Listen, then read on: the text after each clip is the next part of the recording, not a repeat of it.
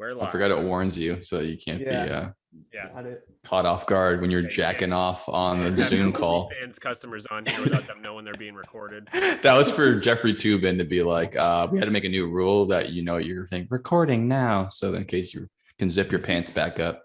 That poor motherfucker. Let's see the AMC dude. No, is there another one? I mean, everyone's got to be. We're only here with the famous ones, but you can imagine the hundreds of people who were caught naked or taking a shit this year when everyone's talking on the computer and they don't realize that, like, anytime you're in front of a webcam, just act like it's on. There's no reason not to. Well, the AMC, so I guess it wasn't Zoom, but the AMC CEO was like doing an interview and he was just wearing boxers or whatever. And I guess like something fell. Dress for the job you want, I guess, right? Yeah, right. And people are like, is this like a ploy to just like represent AMC for what they are? And he like got something fell and he like picked it up and it was like on the news too. Okay, so he did have like a shirt and tie, but then he just wasn't wearing pants. I like that. Right, yeah. But I mean, not as bad as some of the stuff he's seen, when the pandemic first started. Yeah, I like the person who was taking a shit. It's like you took the thing in with you. Like, I got to be able to hear it, but I can't leave this meeting. But I don't have to. I can just openly take a shit. Like, you can excuse yourself, but you're like, I need to use the bathroom. Like, it's insane to be like, well, it can't wait. It just cannot wait. My favorite one, like, this happened to my mom when my mom did like a year or two working for some assholes in Andover between jobs. Mm-hmm. And they're all a bunch of like rich white dudes who were like basically retired and wanted to manage a call center for some reason. Yeah, everyone's retirement dream, either buy a boat or manage a call center. What the hell? Seriously. So my mom was in Andover and like a couple of the guys were over Zoom. And this is a few years ago. And one of them's name was Richie. And he was like this really, really fit, like condescending fucking white dude who was like talked about eating healthy and going to the gym and whatever it is and had his fucking giant McMansion in Andover and all the usual bullshit. Mm-hmm. And they're all on a call and he's in a bathrobe like when the call's on with a bottle of Tito's fucking glugging. Oh, I actually like this guy now. Just in like 8 a.m. Just I want to hate him, but he's a complete maniac. I love him. Just the bubbles are floating to the top, and they think that they think that he's being funny.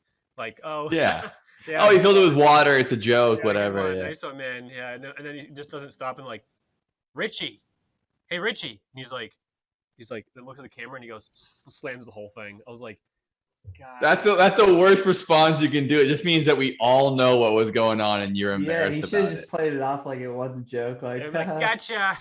He's like, it's just water. It's 8 a.m.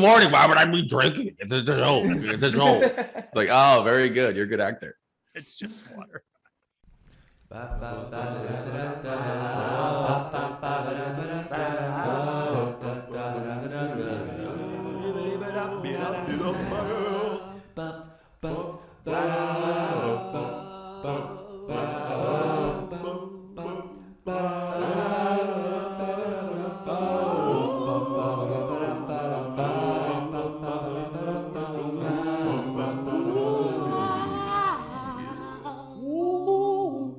Welcome to the Dylan and Joe Basement with a B from the Basement podcast.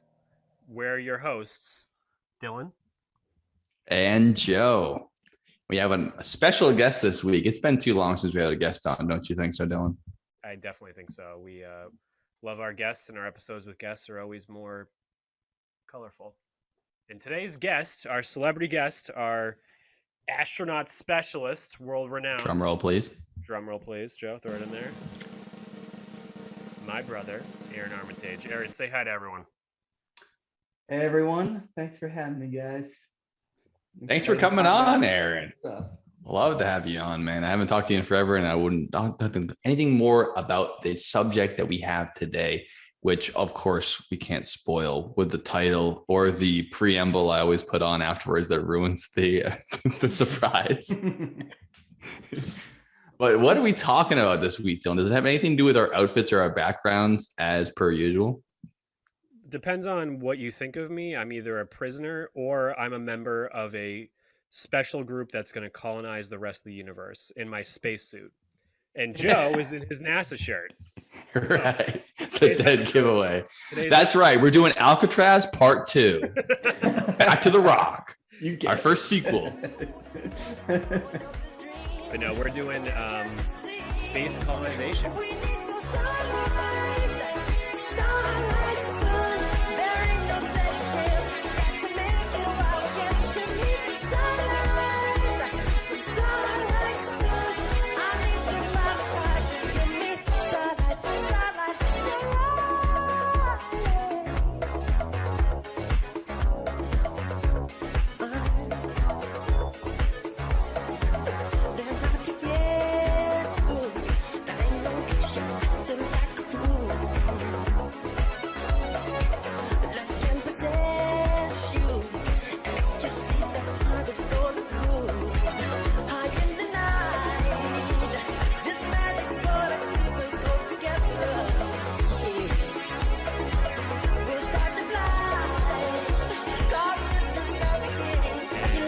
Essentially, what that means to us, going, possibly surviving our preserving our species. Yeah, that's exactly right. I mean, it's one of the most human things that we can see looking back at history is just spread out and seek more, whatever the frontier is, exploring, observing, and just planting your seed, whether that means actually putting food in the ground or just spreading that seed between your legs around wherever you can. You want to make more of you. You want to repopulate, overpopulate, spread out. That's the human thing. And at some point here coming up, people have been predicting that's going to be any day now for years and years and years. Much like the apocalypse, people always think we're going to run out of room next week. I mean, in the 1800s, they thought that the total population would hit 1 billion and then we'd all die because there'd be too many people. But at some point, we're going to run out of room here. And people started looking towards the stars as the same way people looked off of the coast of the Atlantic and looked and said, well, there must be some more shit out there. We can spread out and do that. And there's going to be a lot of parallels between colonization on planet Earth and maybe colonizing the stars themselves. Yep. Looking ahead. And according to my research, the first time humans went to Mars was in the 30s by the Germans. Is that the Second Reich that made it there on time? So is that true? Well, no one's ever set foot on Mars, so I can't imagine that's true. Okay, got it. All right. I mean, granted that no one had even been in space. I was like, go ahead, Darren. Could have been propaganda. Who knows? Oh, you think it might have been? Yeah, little cardboard cutout of a person on Mars, South Park style. Oh, yeah. I'd buy it. They'd be lucky to have a good picture of Mars in the 30s. Had to put a photosensitive light bulb camera up to a telescope and take a picture of the thing. I'm surprised they even knew it was red 100 years ago. So to add a little context to where I'm getting this from, there's a guy named William Tompkins who's been publishing books on aliens, ancient aliens, Nazis in Antarctica, and all this fucking shit since I don't think he's still alive anymore, but he's like really, really out there. And he said that Mars was first visited by the Germans as far back as the 30s. And during the 70s, there was a secret U.S. space program that was actively exploring Mars and other planets to establish bases. Holy shit. This was known as Solar Warden. Under Project Solar Warden, they started colonizing Mars and other planets. And wow. People really think this. And if they were able to get to Mars in the 30s, then wouldn't the space race in the 60s be like a joke? Yeah, in 1970, 1 year earlier, they made it to the moon, but they're already on Mars, so it's all secretive. Long gone. Yeah, that was just a cover up for the Nazis going to Mars. Yeah, I love it. It's a miracle we even made it in '69, but they're thinking, oh yeah, no, 40 years earlier, yeah, it's fine. We were already up there. A bunch of bullshit. We didn't even have the V2 rocket yet, but we were just flying planes, I guess, to Mars. I don't know what the fuck they think was going on. Or that Bell or whatever they're doing to get there, but this is old news. It's old news. I'm guessing hot air balloons. If I yeah, exactly. They just keep floating up and away. I mean, we know when you let your balloon go after a birthday party, it goes to space. That's It where goes to Mars, most likely. Yeah, and Mars is up, so if it keeps going up, you get there. Right. That's how space Mars works, right? is up. It's not down. Right. Exactly. But yeah, that kind of dovetails into like why I came up with this subject today for us to talk about, especially because space is on people's brains. We got a bunch of major corporations looking over the horizon, pun intended, at all these places we're going to go to. And obviously they're thinking this is kind of a flaunting, dick measuring contest, like people like Jeff Bezos and Richard Branson trying to fly to space. They're already the first ones in space. Elon Musk is already planning a Martian colony up in his head. He sometimes his dreams are too big for his britches, I think.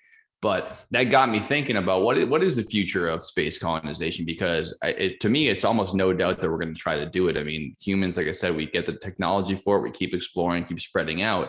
And is it going to be a couple of rich assholes getting there and setting up McMansions in the place no one's been before? Or is it going to be a little bit different than that? And is it more difficult than it seems on the page? Or is it really easy and they did it in the 1930s? I don't know. Let's talk about it. Yeah, no problem. Like literally the airplane was just invented. It's not even a problem. Yeah, it's so much easier. Mars, not even the moon. Like, everyone's just making a big deal out of nothing. Mars. Well, to put it into context, so here's the thing, and Joe just doesn't want to talk about this too much because he thinks they all have their hands up their ass and he doesn't care. But here's the thing: in 2005, the automotive industry thought that like a successful electric car wouldn't show up till the 2050s, like 50 years later. They just said it's just not, there's just not enough there to make this be like a mass scale, reliable, good thing. Yeah, no thanks to the automotive industry that has been suppressing that idea for 80 years or something like that. So obviously they thought it wasn't coming because they were actively trying to dissuade people from building what did we say again? 2050? Let's keep pushing it. Yeah, maybe we can make it 3,000. Who knows? Keep pushing. Yep, exactly. Yeah, not a chance. Gasoline engines with the less than 300-mile range. We can't do a car that can do that. Yeah. That's electric. Can't happen. Anyway, so NASA said the same thing about going to Mars. Somewhat recently, like in 2015 or 16, they said we have planned missions to Mars in like the 2050s. Yeah, for human beings, you mean? Do it by then because it's 100 times the distance to the moon. It's like the moon is 250,000 miles away. Mars is 250 million miles away. I don't know the exact figures, but it is not even close. I mean, it's the closest planet by far, but it changes how far it is away because when we talk about going to Mars, you think about the orbits, we go to Mars when the orbits are as close as possible. Part of the year, there's a time where Mars is 3-4 times longer distance away from us because it orbits the sun too, and not at the same rate at all. So think about an hour hand and a minute hand going around the clock. At some point, they're pretty close, but it's at another point, they're completely opposite. So Mars is at its closest about 3 months away from the technology we have now. If we leave it the exact perfect time to make it the closest journey possible, the other rest of the time of the year, it's years away. It's insane. Yeah, it's crazy. So it's actually 1,000 times farther away from us than it is to the moon. Wow. So the moon took us 3 days to get there in the 60s. And it means basically that, yes, I don't know the numbers, but somewhere between 3 and 8 months it would take super secret future astronauts to get to Mars. And also, so just a little couple, because we got to throw some Mars facts in here because this is our most probable best fit for space colonization. Yeah, let's talk about what's our best option in our solar system now, right? You think Mars seems to be the consensus for sure, yeah. Yep, exactly. So besides the fact that it's already been colonized and completely destroyed over the past million or billion years by other our previous. But don't forget we colonized America too, and there was plenty of people there already, but you still count it as colonization. For us, yeah, not a problem. We'll do the same thing. But we do that again. We'll just go there. Yeah, it's not something we're afraid of. It seems. We're hoping there's not people there, but if there is, no big deal. Yeah, we got plenty of diseases to bring with us. It's just the Germans again. It's fine.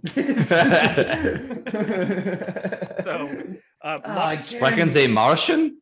Sprechen Sie Martian. Mars is 96% CO2, so obviously can't really breathe the air there. On average, it's negative 81 degrees Fahrenheit. Very cool. Chilly. Yep. And the interesting thing that I learned over the past couple of days is that the surface area on Mars of land is the same as Earth. Anyone know why? No water. That's it. There's no water. So it's actually the same amount of land mass, if not more, than the Earth, because the planets Yeah. it's obviously smaller, but it's like there's no water. So It's a good deal There's smaller a- though, if you put it that way, right? yeah. There's a lot of similarities. I mean, not just that, they also have Mars also has poles, just like Earth. And yeah, I think stepping in here, one of the biggest issues is that it gets it's very cold on Mars. Like you said, minus 81 degrees Fahrenheit on average. I read something like at the poles, it could get as low as minus 220 degrees Fahrenheit, Wow. which Some is cold shit. which is a little bit worse than weather, but it's I mean, that's even difficult for machinery to work in that temperature, never mind Right, human exactly. bodies. And then going back to Dylan's point about, your point, it'll take 3 months to get there, like that. And then the temperature, like this requires a significant innovation in technology that is far more advanced than what it required to get to the moon, right? Right. Yeah. And so I was reading a little bit about, the temperature there and like how we solve that problem. And I know you don't want to talk about the billionaires, but I'm gonna bring him in for a Oh no, I just said I don't give a fuck about him. We have to talk about him, right? That's gonna be yeah. Oh yeah, I don't give a fuck. But hell yes. Elon Musk in 2016 was on Colbert, and he was talking about how he would essentially make Mars habitable. That's exactly what we're here to talk about. Please, yeah, and he later he was like, for the talk show, whatever, but then he later did an interview actually last year where he backed up these claims and then elaborated on his idea here, and it's actually been supported by scientists and others as well, like Neil deGrasse Tyson and others. Shout out. And so, yeah, and so in case you're listening to Neil Tyson, we're fans. We're fans of your work. So basically, there are two ways that we can warm up Mars. There's a slow way and there's the fast way. Mm-hmm. And we're talking about terraforming, right? That's like one of the big things you have to think about. When you're trying to colonize a new planet, you either start to build a space station right on top of it, as if you're still in outer space, but you're just gravity holds you down, or you can try to make it livable beyond just being in a space capsule the whole time, which takes terraforming. Before terraforming, this would be essentially getting the temperature to where Earth is, because I believe I read Mars's atmosphere is 1% as thick as Earth's. So basically, any heat that goes to Mars is going to escape. Mm-hmm. And so one method of warming up Mars would be to assemble a bunch of satellites that literally reflect rays from the sun to the planet that would otherwise avoid the planet, and would warm it up that way. And that's a slow process, but I mean, SpaceX is developing, they're sending satellites up to do like, to provide like cell service for like everywhere in the world, essentially, like 10,000. So they have technology in place, or at least in progress.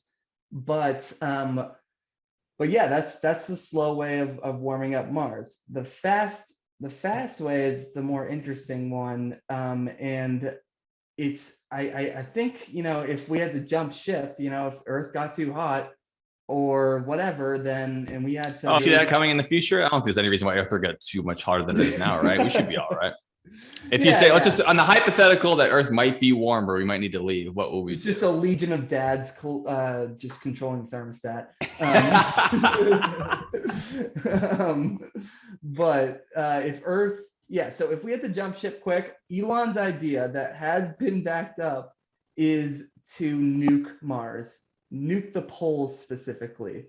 And so nuking the poles would actually gasify the CO2 and in the water that is frozen, currently ice on the planet. Yeah, And there's a lot of frozen carbon dioxide at the right. poles too, right? Because it's so cold it can freeze that, which Yeah. is how you make dry ice basically. But if you could heat that up, it would add to the CO2 in the atmosphere, which would make it Right. more thick than it is CO2 already. is a greenhouse gas. So yeah, which might be the reason why we're leaving in the first place. Why don't we just exactly? That's hilarious. The reason why we have to leave Earth is because we nuked it to hell, and the greenhouse gases made it too hot to live in. What do we do for the new planet? Well, we probably nuke it to hell and add some greenhouse gases in there. Our problem is our solution. Yeah, humans. One solution, nuke it. We're one trick pony. Nuke it and make it too hot because all the carbon in the atmosphere. That's our shit right there.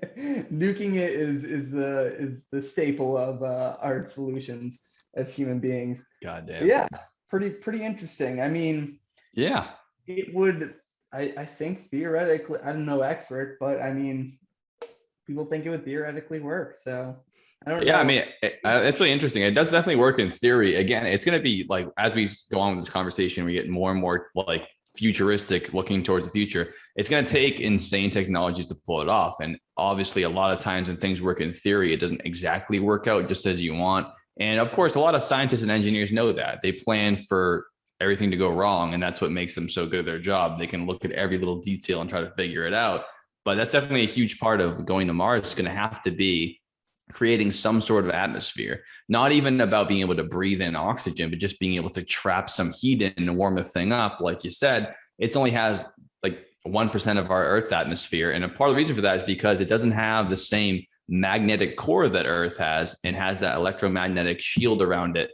So when all those cosmic rays are coming in, they're blasting away the atmosphere, stripping it away. So I don't know how Mars got the way it is now. A lot of people theorize that it wasn't always that way. That seems to be true. War back in the day. It very well could be. It's hard to say. Man. But as far as we know now, it just doesn't have the capabilities to defend itself against the sun and any other kind of cosmic rays that are going in there. So we're going to have to do something about the atmosphere, because you can build up all you want, but if you're basically in a space station on a planet, it's almost the same as just being in a space station at that point. So we're going to have to do something, like you said, to try to increase that atmosphere a little bit, to block it a little bit, because our atmosphere, along with our magnetosphere, saves us from all manner of bullshit. There would be no life on Earth without those two things, which is probably why there's no life on Mars now. Right. So I want to add some more to that situation shortly, but I just want to backtrack a second and talk about how funny it would be from the news's perspective of all of a sudden SpaceX is launching 2 nuclear missiles to Mars. They're probably gonna have to borrow from the U.S. government, but they'll would go put on layaway. Mental, because they'd be like, this is humans at their absolute pinnacle of what we do. And we're like, all right, so we want to take over a planet, so we're going to explode 2 separate nuclear bombs in the atmosphere, if you can call it that, of Mars before we go there. People be like, you got to be fucking kidding me. Like, literally the first thing we do before we show up is drop nukes. You know? I like how like there's, this came from Elon Musk and then was backed up, and it's like, very smart people, and it's like, I could have thought of that. Come on. Like, exactly. Like, I'd throw a nuke at anything and see what happens. Like, yeah. And then imagine watching that from a telescope, because you would see it. You'd see something. I mean, that's not something that would be. Oh, the satellite footage, the Hubble telescope, looking at that shit, that'd be some sick footage. They nuked insane. Mars.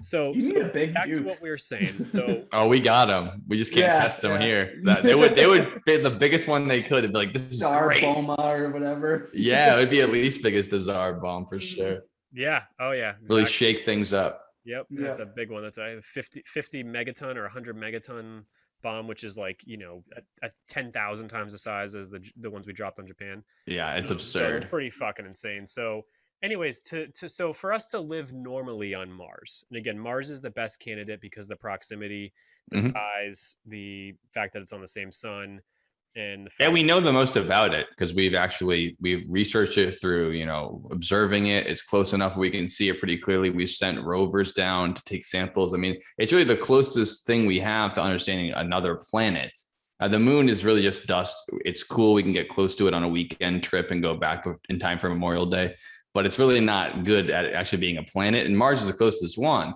There's other things in our solar system that I might mention later that could be better candidates. We just don't know that much about them because we haven't actually had the observation and the tactile research that we could get on Mars.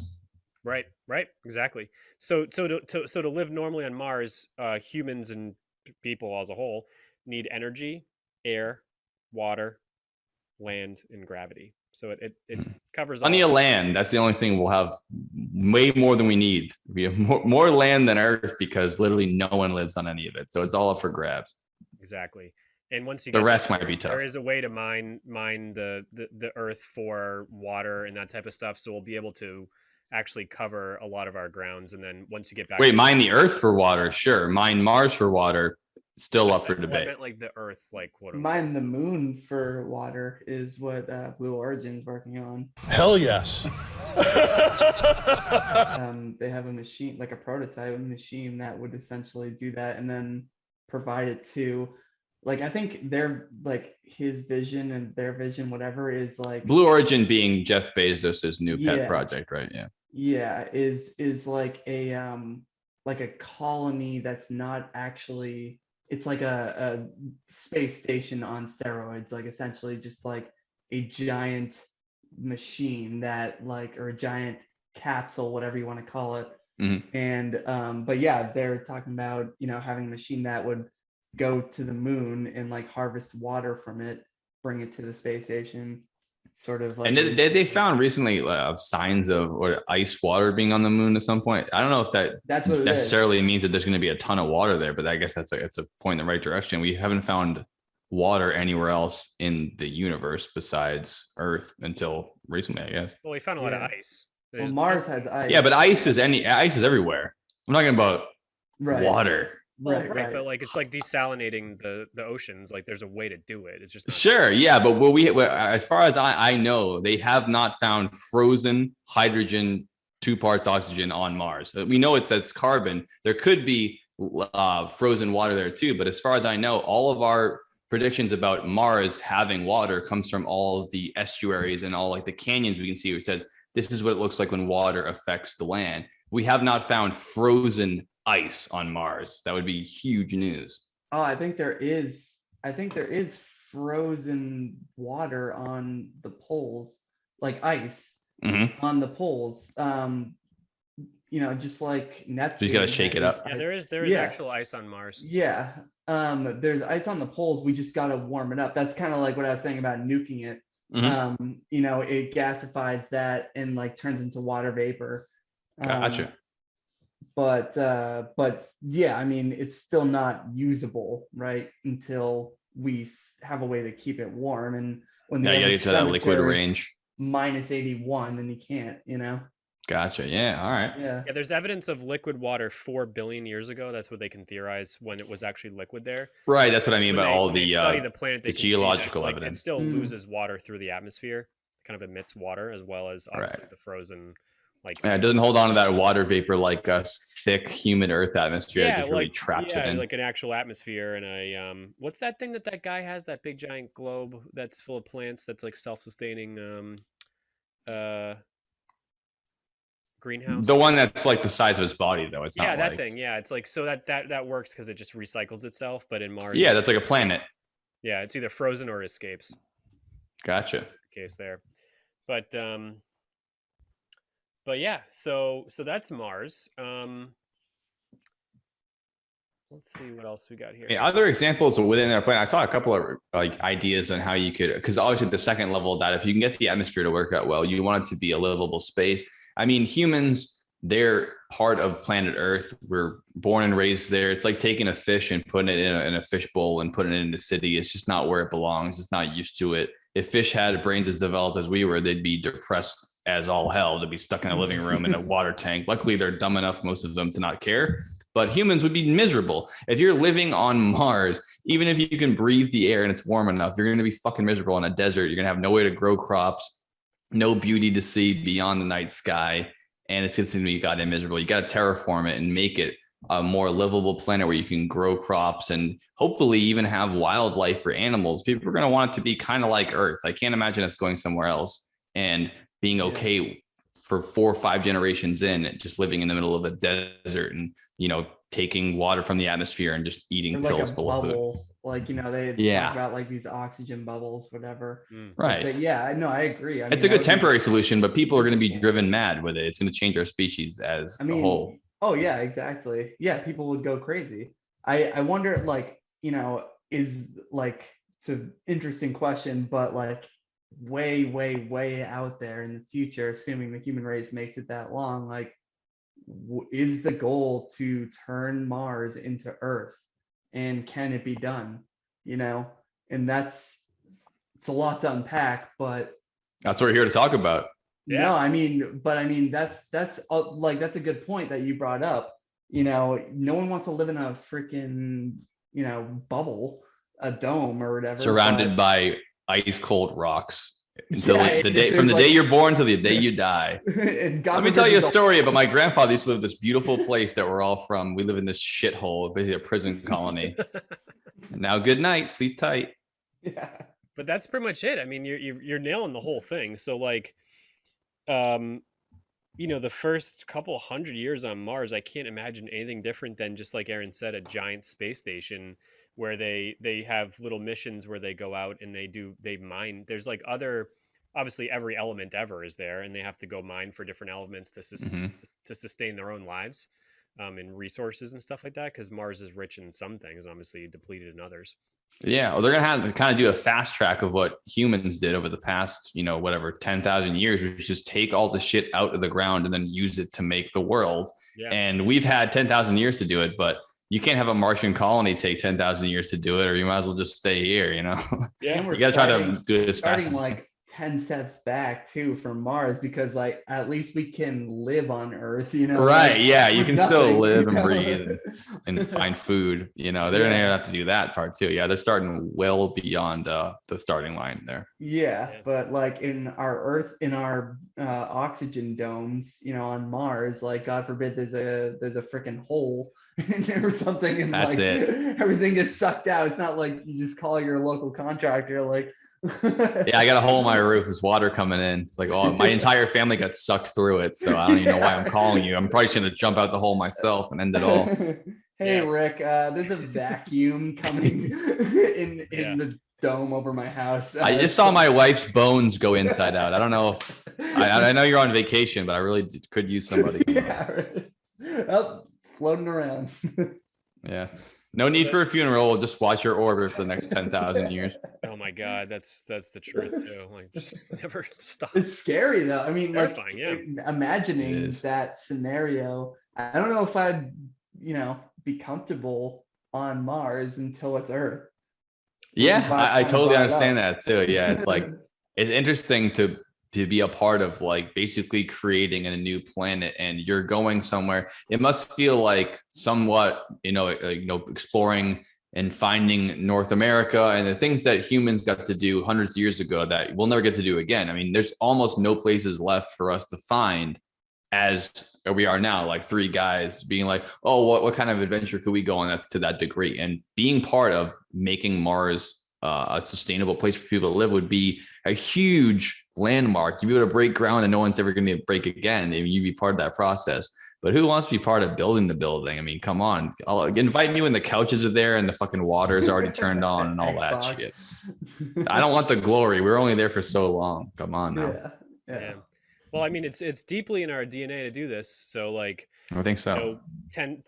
Let's say 10,000 years ago or more when we started, way more than that. So like, when we first started, we're all from Africa and started. Yeah, I think you can think about our ancestors leaving Africa and spreading out, and then you just seeing part of the world. I mean, before there was even Homo sapien, our ancestors were like, "Let's get out of here. Let's see what else is out." Wherever the hell we are, and keep moving. Yeah, that's what they did, and it wasn't comfortable. And then those people lived to the age of 30. Like they were all it wasn't easy out there. So now the weird thing is that like a Mars colony.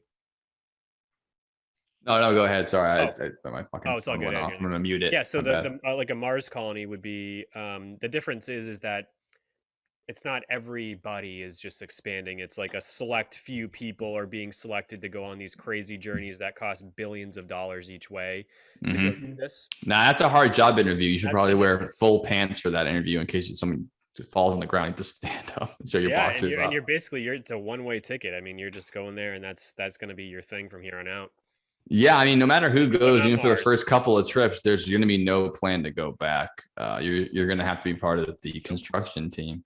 The construction team, that's going to be your whole life from here on out, is just building and developing and making this a thing and making it sustainable, which is, again, we have, years of experience with the space station and our other trips into space to see how this affects the human body, our Mhm. biology, how we sustain ourselves with food and sunlight and exercise and all this shit. And That's a good point, though, too, that even though Mars has about the same land mass because of its lack of liquid water all over it, it still has much less gravity than Earth because it's not as dense and large as Earth. So you're going to have to work with that process, too.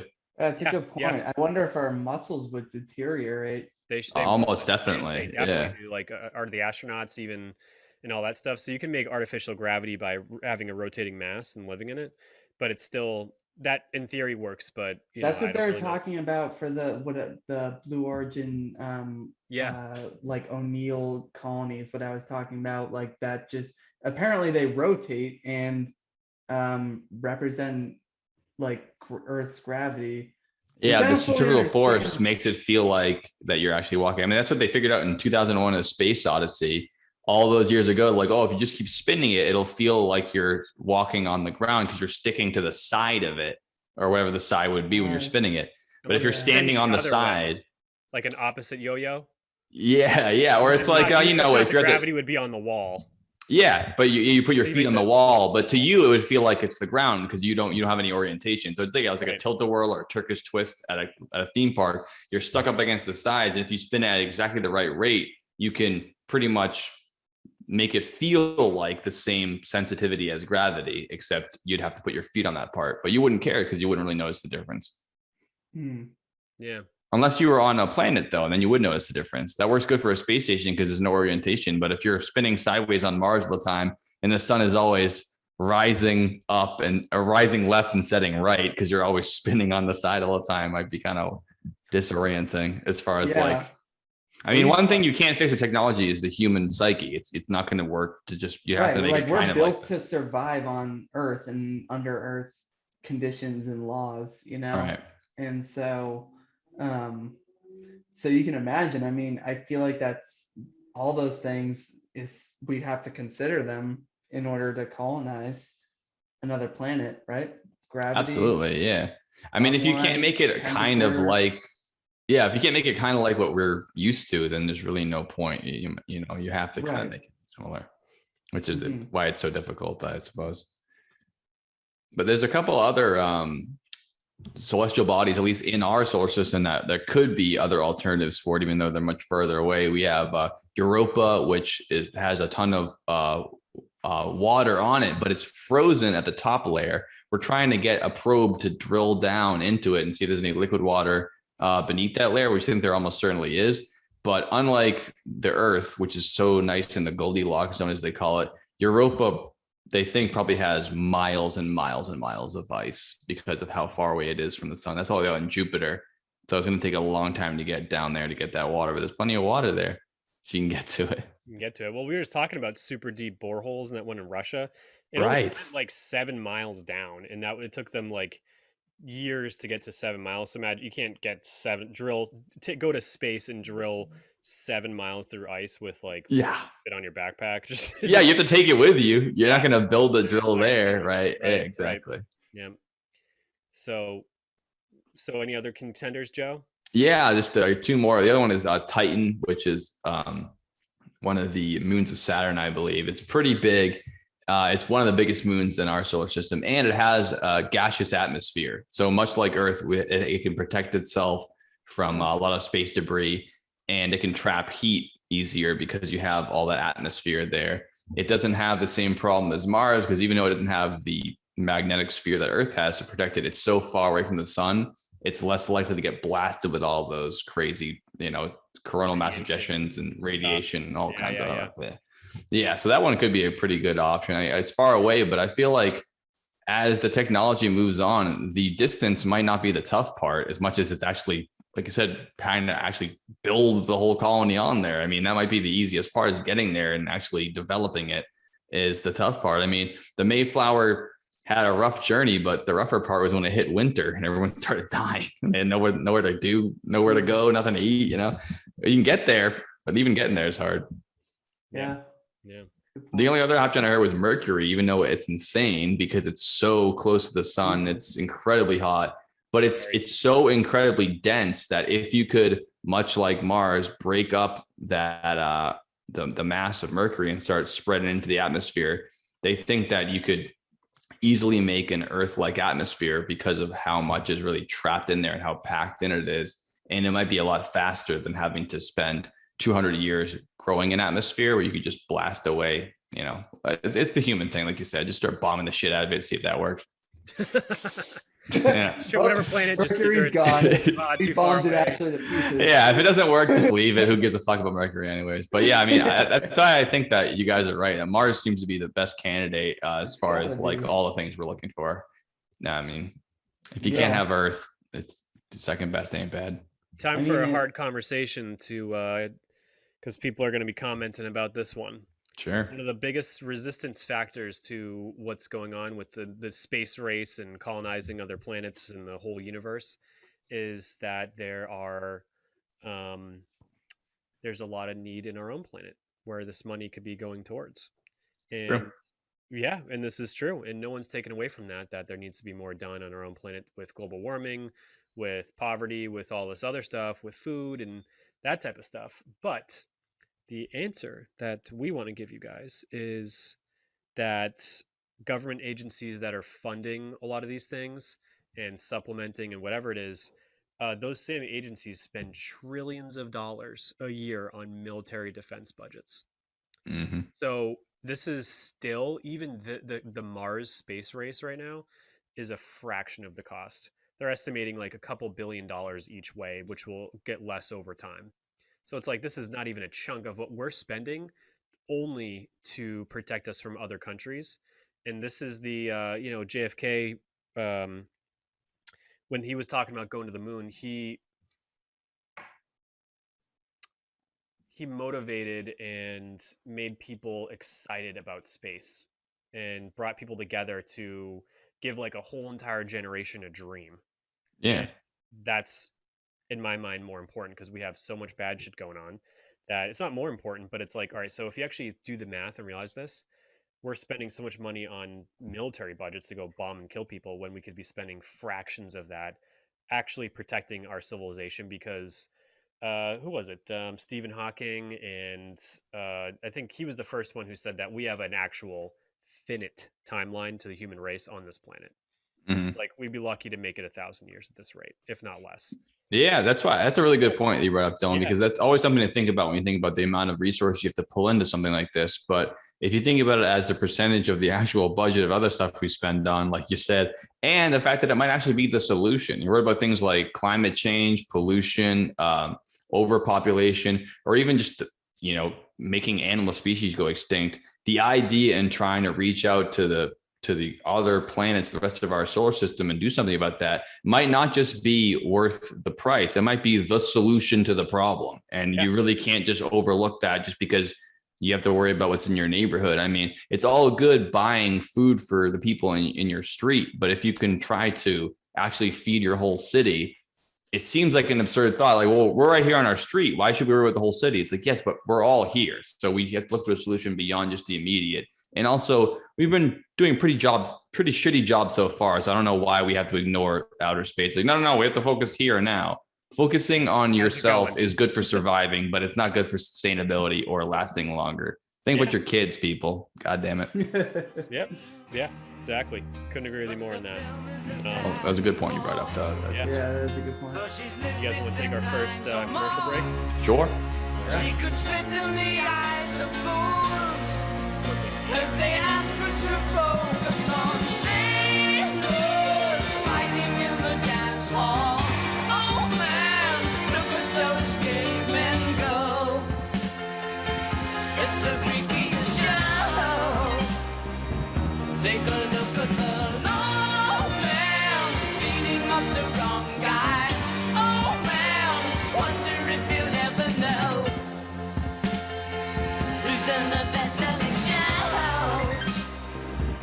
just their life on Mars. Oh, we're back. There's a Carl Sagan quote I want to mention real quick. Oh hell yeah, I love me some Carl What do you Sagan. think? Carl Sagan from Cosmos and And from being a world-renowned astrophysicist. Next, go ahead. yeah, but don't be confused with Cosmo from the Fairly Odd Parents. They are different. Or Cosmo Kramer. Or Cosmo Kramer or Cosmopolitan magazine. yep. Any other Cosmos? Aaron, you got any? Cosmo the drink. Yeah, great drink by the way. One of my favorite drinks. Hmm. All right, so yeah, not to confuse Carl Sagan with any of that. Not the same industry. Don't confuse it.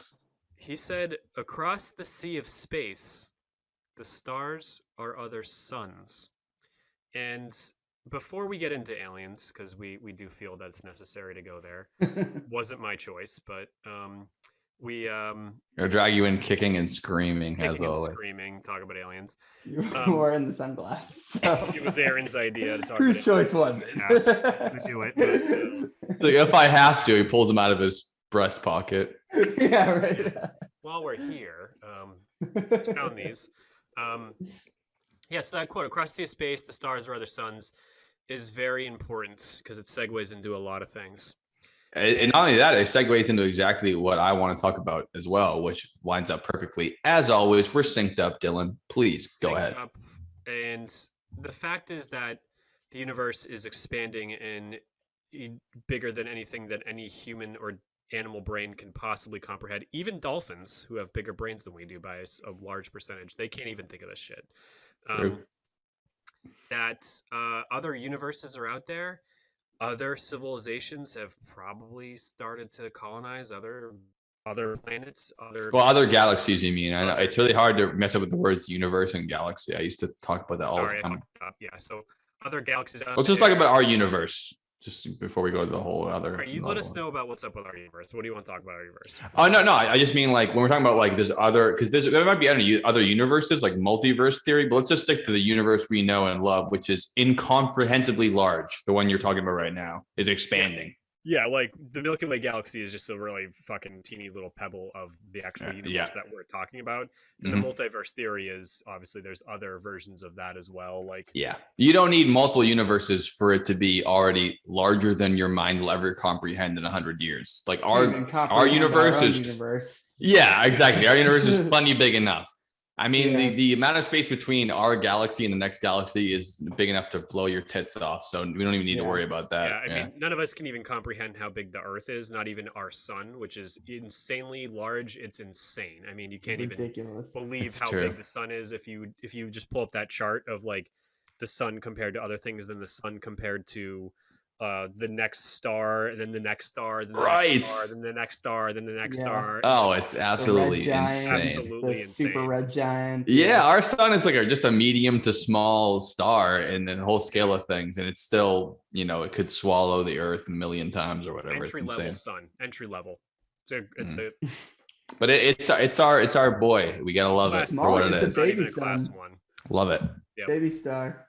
It's good. We don't need to die anytime soon. I think we're going to be dead if it happens. Yeah, it's pretty wild. Yeah. So, sorry, keep interrupting you, Dylan. Sorry, go ahead. The whole point is that we're theorizing like what our species, our race, not race, whatever. Keep the human race. Yeah, the whites, right? We're talking about the white people. Well, we talked about the Germans on the Mars, but no. Oh, is that what this podcast is? Well, I mean, we were hit by 3 guys going to space this year. I don't know what color their skin all was, but I think we can probably guess. Yeah. Hell yes. Leave meeting. So, well, that's obviously we're the whole point of what I said before that we went on our commercial break was that, where our budgets are spent towards fighting each other as opposed to the unification of everybody on the planet, which should already fucking happened a million years ago, but didn't. Right. So yeah, going to space is going to be an everybody thing, not a we're the Germans and we're the Americans and we're the Japanese. It's all going to start blending in to the one patch on the shoulder. You guys are that now. Mm-hmm. And that's an interesting point too, though. Like, what will people be when they go there? Will they be Earthlings I or fucking whatever. hope so, because I hope that, again, like we said, the United States doesn't get their part of Mars, and then Germany doesn't get their fucking part of See, Mars. I and then kind of everyone feel starts like it's bringing their gonna nukes be and their that tanks, way. and then it I just turns into mean, the same bullshit. Yeah, yeah.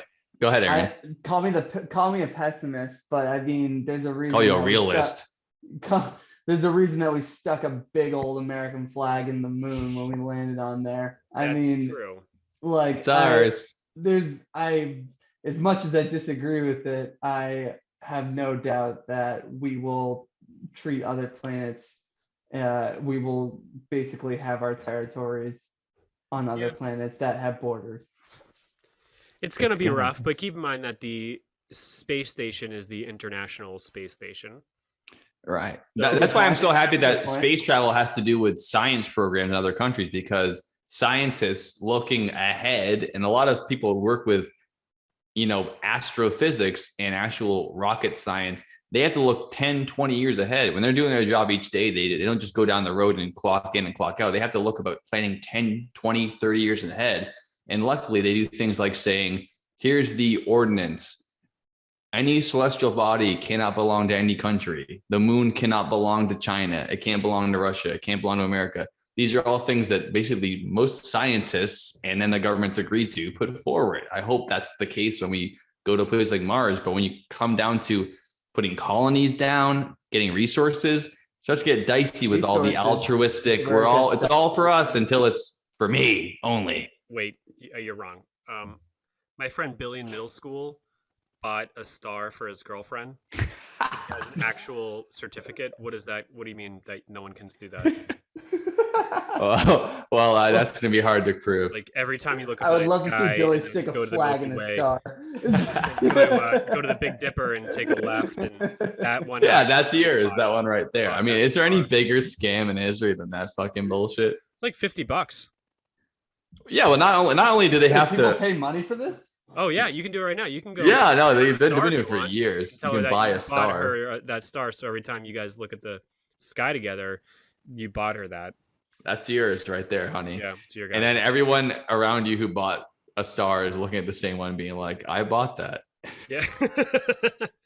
So they I say- mean, you don't have to use the same one. You could use all the brightest ones 1,000 times over, and you can own all of them. It's See, fine. those people I are idiots. I paid $50 to buy a planet, but I mean a star? What resources you got for a star? Yeah. Fire. Like, Exactly. it's really I could funny. land on it in a million years when I'm a robot. yeah, right. Well, the I funniest have the thing is D. like I can't imagine what the price of a planet goes in that dating website, but Maybe $10 but I bucks. think a star is cheaper because it's smaller, but it's not.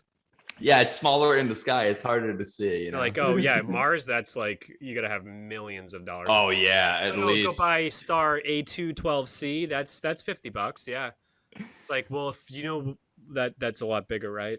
Like, And the North Star, that's like Broadway, to stay on the Monopoly references. So the boardwalk, I mean, think like JFK owns that one. You can't have that. you can't have Polaris. That's Nope. that's big money. No, Is the big- North Star is it bright because it's close? Yeah. Is that it? Yeah, the distances between our stars, or the stars we see rather, are so far away that it doesn't even matter how brightly they burn in their solar system. It has to be the proximity to it. They're only brighter because they're closer for the most part. Right. The North Star isn't the brightest though from our point of view though. It's not the closest to us either. Right. Yeah. Pretty bright though. I think it's Pretty more bright. it's more famous for being basically north, so North. it's easy. Yeah. Yeah, it's easy to see. It's the It's pretty brightest bright, though. northern It's star very we bright. have. It's definitely brighter. It's Before like those idiots could figure out compasses, yeah. Dumbasses with their boats sailing for 6 months at a time, still surviving. Getting Dummies. Black plague idiots. bacteria, no antibiotics yet. Come on, ever heard of germs yet, you dummies? Yeesh. What year is it? Google it. God Christ. 1571. Yeah. So, yeah. So the whole thing is that colonizing space from us is Mars is obviously realistic, but there's a whole bunch of other stuff out there, and if our technology increases, or we somehow make transparent the technology that we got from Roswell when that crashed in 1947, we could theoretically just go to a wormhole and end up in a way different place that's already done, and they welcome us with open arms. Sure. So Or you end up nowhere. Or you end up actually nowhere.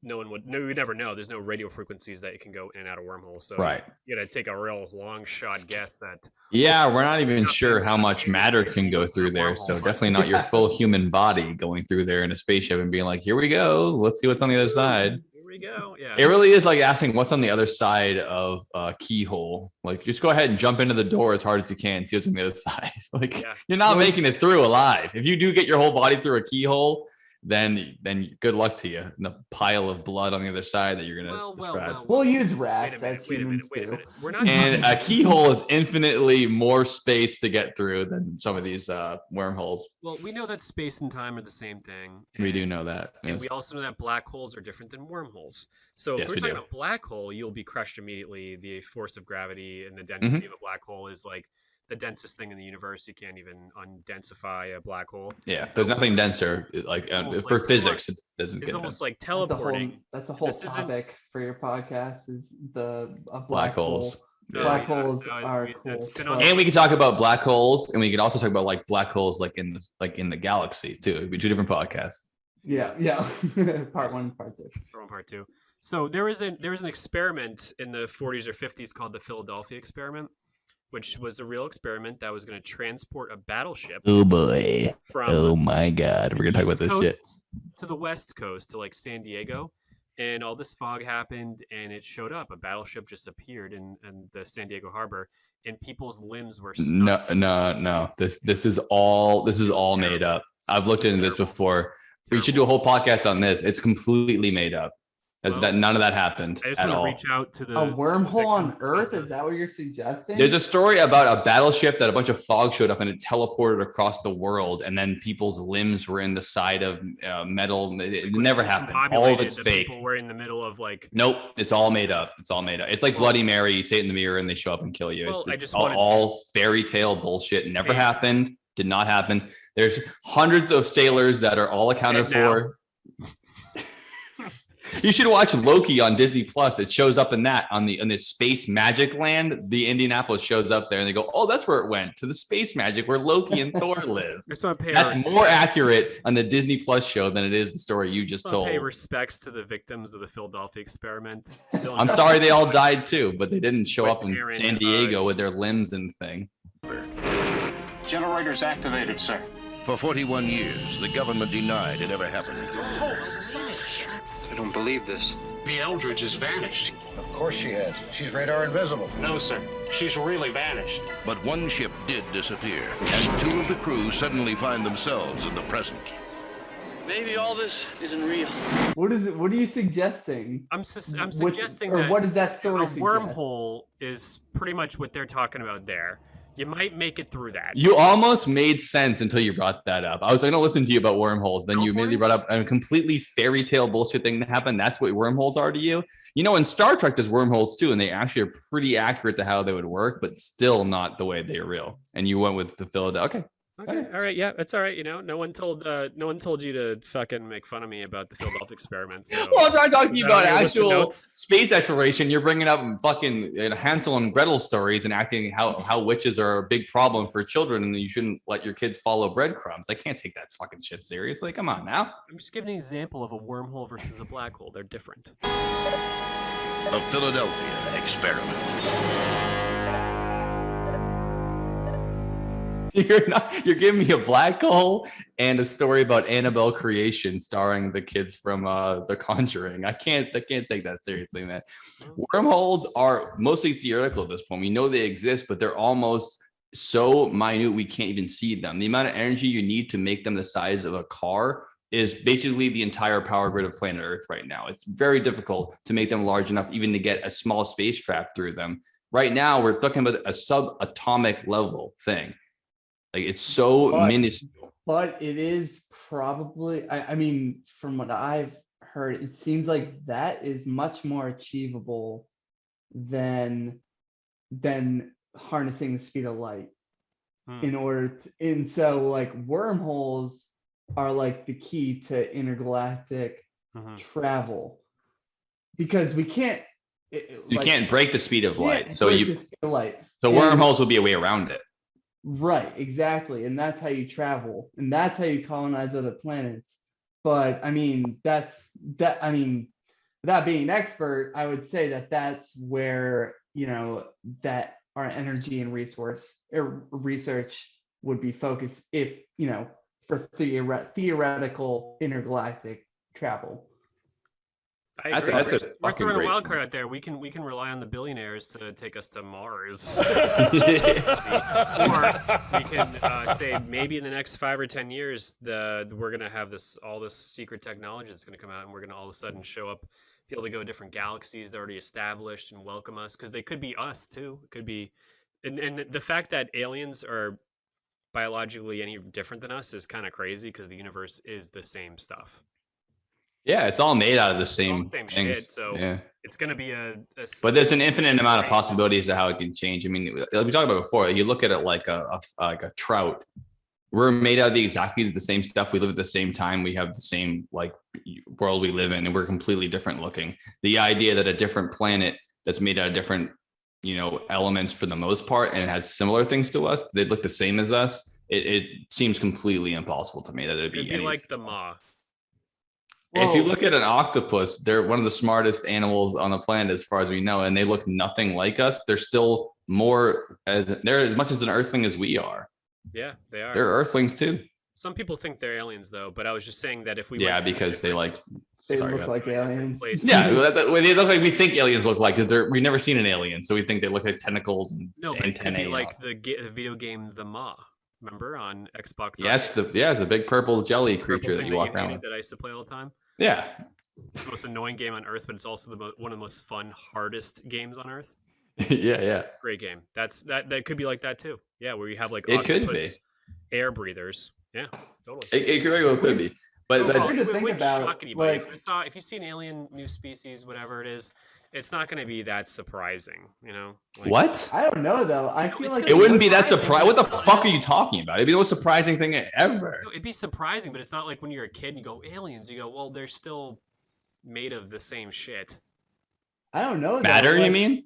Yeah. It depends how you think about it. I don't know what you're talking about, dude. Sorry, go ahead, Aaron. I think we have our perspective of what life is very admittedly biased, right? Has to be. It's all we know. It's all we know. I mean, water is the most valuable resource to us, to humanity, to our Earth and everything we know. But like a species that does, is it possible for life to exist without water? And I mean, there's other elements, I don't know enough, but is it just, forced perspective from our point of view that says that, water equals life? Or is it that there could be a different definition of life out there that relies on other elements? And I mean, think about it, there's no way, you can't deny that aliens exist. They must. We can't be the only ones. The universe is just too massive. Other universes, but is life as we, and the very criteria of life that we have defined, is that consistent? And that's an interesting idea, Mm-hmm. I think it's just because all we know, like you said, is that this is what life looks like on planet Earth, and it's all we know about life. So we're going to keep looking for life as if it exists on Earth, but it doesn't necessarily mean it's what life is everywhere at all. It's just all we know. Right. The same way we think that aliens might look like octopi is why we think that anything, it's all we got to work with here. So we're just going to assume it's that. We might not be right at all. It seems too perfect that Earth is what it is, It's too perfect, and we're not that special. Exactly. There's no way that all the conditions of life are harnessed on one planet, or maybe I don't even fully believe that, life only exists on identical planets to Earth, planets that have the conditions of Earth. Like I don't know. I mean, there could be other forms of life that we just come so far out of our comprehension that we wouldn't think to look for Yeah, them. like a exoskeleton based like creature or alien that can deal with something that has 4 times the gravity of Earth, where they look like the look at the bottom of the ocean. The pressure is immense. Yeah, so they have to deal with 10,000 times atmospheric pressure we do now, and they just swimming around down there. Nothing's a problem. My whole point is one thing, is that all of it is based off of the table of elements, periodic table of elements. So it's not going to be like what I thought it was when we were kids. Like, this is completely unidentified, unknown. You take samples of it and it's just this new thing. Because we know that, well, but again, I could be wrong, but there is one other thing that no one's touched upon yet, besides the fact that could be the case and is likely the case. I'm talking about intelligent life as well, not just bacteria or fungi or whatever, because we know that's fungals, definitely fungals, fungis, feng shui, any of that shit, feng shui, all that stuff. Is that there's another dimension that we can't comprehend. This is the spiritual realm. It's a lot to. Oh man, that's a lot to get. It is. No. All right, I want to talk about colonization. We're talking about interdimensional travel. I think it's a whole podcast. Constantly posting about shit about intelligent light beings, and these are light beings that are intelligent life and light forms. Yeah, no one can see you, so photons. No, it's even funny. I know they can't see me. That's why I can make faces at you. Yeah. Where like they're it's like a ball of energy that is intelligent, and that is also a possibility, but that probably stems from physical intelligent life first, if it goes to that point where it goes like that's why I think aliens can talk to you without even talking to you. Oh, why? If there is a ball of energy that is intelligent, why does it have to be physical life first? I didn't study this in school, so I don't I would think it's the same reason why we think it has to be like an octopus or like an ant, because that's all we know. So we think intelligence comes from physical life. So if there is a ball of energy that somehow can contain knowledge in the way that our brains can, we're going to think that it's probably started from physical life because that's all we know, right?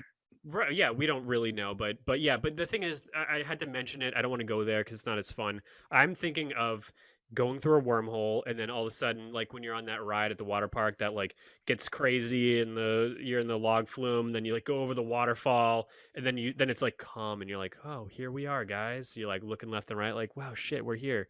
And you're looking at this new civilization that has physical matter and metal buildings and whatever, and they're operating in a similar way to the Fifth Element, of flying shit everywhere and taxi cabs. It's like the movies, yeah. And you're like, this is all right. They have their spaceships like in Star Wars, and like that's what I'm talking about. I had to mention the light beings in the different dimension. I had to mention this other shit and the extremophiles, but no, something that is sort of similar to us, where you go through a wormhole and you're like, this ain't that different. They have microwaves to cook their popcorn, or pop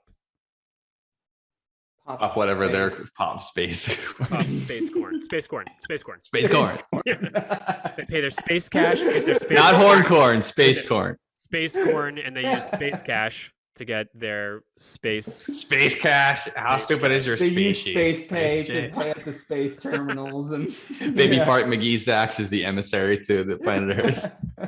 What's your name, babe?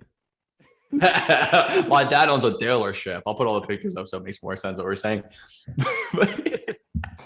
But yeah, but the thing is, to get into the actual colonization beyond that, you don't need to have wormhole technology to be able to actually explore space. We can do it physically, and as far as we know, that's the only way we can do it. So very well, maybe in the future we can use wormholes to circumvent the speed of light and go all other places in our galaxy that would be impossible to go to in our lifetimes. But as far as what we know right now, you can get near the speed of light with physical matter. We don't know how to do it yet. We only know that the speed of light is the speed limit of the universe. You can't break it, unfortunately, as far as matter goes. But we're trying to get there. And even if we had something that goes to the speed of light, it's slow. As far as the galaxy goes, it's really slow. I mean, the closest star to us is called Proxima Centauri, and that's because It's the closest one. And that's 4.2 light years away, which means if you could travel at the speed of light in a spacecraft, it would still take you 4 and almost a half years to wormholes are get the there. only answer. It's The only answer. Sailors fighting in the dance hall. Oh man, look at those cavemen go. Not the only answer. And I'll tell you why. Because a couple other. Because first of all, like I said, we don't know how to even get in a wormhole, and it might be the easiest way to do it, but there might be other ways to do it that we could actually do now. First of all, the fastest thing we ever sent is at the sun. It was a probe. We made it crash in the sun as we want to get as close as we can. It went 333,000 miles an hour. That's pretty damn fast. That's that impressive. What we make it right now. Well, yeah, it's not impressive at all because speed of light's 300,000 kilometers per second. So yeah, it's much slower. I was gonna say. Like the space and other orbiters come in to get through our atmosphere this way. Yeah. They're going like 40 or 30,000 miles an hour. Yeah, the International Space Station travels around at 16,000 miles an hour and it's just drifting along. Yeah, so 400,000 isn't shit. That's nothing. No, it's not. Yeah, for sure. But we can do it, though, is my point. We know how to do it. We don't know how to expand a subatomic particle point to the size of a spaceship and make people survive through it. So it's just as likely that we're going to do that than to create a spaceship that can go at light speed and take 4 years. Humor me for a second and say we can make a spaceship that can go that fast because we know it can be possible. How do you get there, though? One of the things people bring up is cryogenic stasis. You've seen it in sci-fi movies, shit like that. You don't have to be alive the whole time if you can freeze your body in like a cryopod and survive the journey. You could wait 4 or 5 years the speed of light. It would be no different than you just wake up there and you're there. If that's something we can look into for the future of colonization. That still takes so long though. Right, but you wouldn't know the difference because you're just knocked out. You know? I know, but everybody else would know the difference. They're not part of it. Oh, we gotta wait 5 years for this research. Well, don't forget this: the speed of light is the speed of light, no matter what. If you call them back on your cell phone or your radio transmission, it'll take just as long for that to get there. That's the fastest things can go. They're never going to talk to you again. When you leave to go on this mission, you're not calling home because it takes as long for you to call home than it is for you to get there. You also age differently too. So you're like still the age you left, then you go back home and your kids are 40 and you're 28 still. Like, it's right. Like, what the fuck? Time goes on. That might make sense for anything in our solar system, but beyond that, no, I don't know. Yeah, I see what you mean. But beyond our solar system, that might be the only way to travel as a living human being, because if you have to wait, 100, 200 years, the only other option is a multi-generational trip, which they've hypothesized before, that you'd have to have grandparents, parents, and children live and die on a spacecraft, and knowing that they'd never make it there, but their future children would one day be able to populate a planet, but they would live their entire lives on a spaceship. I feel like we'd have to move quicker than that. I mean, in 100 years, look at the rate of acceleration for the advancement of technology alone. Exponential growth. By the time the grandparents have their kids and they're like, all right, what's the plan again? Oh yeah, we have kids again. And then you have multiple generations. Right. But 100 years of technology is not even fathomable. Like you can't even comprehend that. I mean, think about 100 years ago and them trying to think about smartphones and what we're doing now. Like you'd have to figure if Earth still exists, that their technology is much better than when you left, but you're already gone. I wouldn't think it'd be worth it, to be honest. I think that you would have to. I'm still in favor of wormhole. I hear it too. I'm in favor of wormholes if we can get it to work, but the only problem is we don't know how to make it work. I'm in favor of if you snap your fingers and the Infinity Gauntlet brings you there too, but we don't know how to make that work yet. So I'm trying to work with what we got. That's all I'm saying. I know. Like I mentioned, I'm acting like I'm deciding between Target or Walmart. No. Fuck that. That seems so long. Fuck that shit. Let's just get there right away and just teleport like the Indianapolis. No problem. Like, I never thought of that. Yeah, no, it's a good point though. I mean,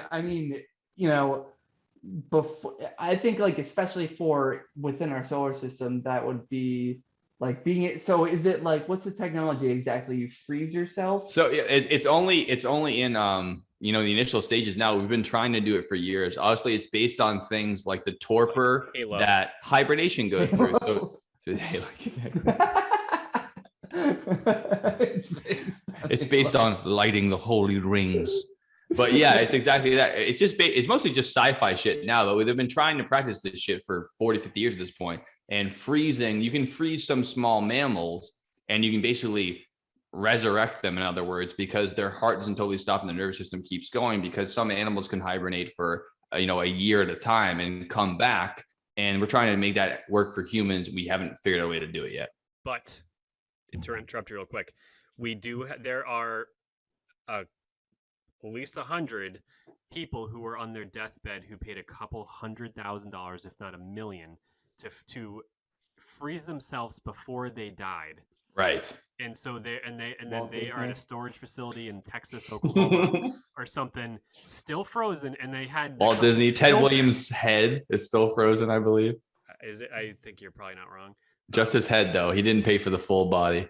Then he'll just be an alien Or with just the fucking Futurama. head on the thing. Yeah, he's gonna be. They're all gonna be Futurama heads in the Yeah, jar. yes, yeah, exactly. Which is cool. I'm cool with that. No judgment there. It's gonna be hell. No, but there are people who, before they died, they said, "All right, well, time to kill me," and they get frozen in hopes that in the next couple hundred years, that technology will be there to bring them back to life, and they're just gonna wake up like it was a dream and be like, Right. "Holy Yeah. shit." I don't I mean, think it's an how that amazing- works. I paid How does that work? $500,000 to be How would you frozen for- free? I know, like I know it's like suggested as a like, but like I don't understand, if you freeze the whole body, then everything shuts down. How do you can't jumpstart it? Like I just don't understand. Yeah, I think the idea is to jumpstart it, though. If you can preserve all your biological matter, like your neural pathways, your blood vessels, that all stays the same, completely frozen in place.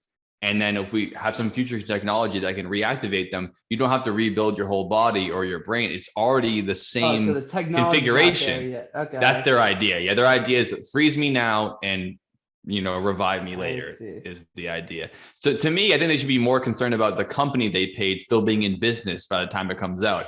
I mean, the technology could be there, but Freeze R Us could go out of business in 100 years because no one gives a shit about it and there's no dividends. And then they just leave you thawing out on a fucking sidewalk, and then who cares how much you paid?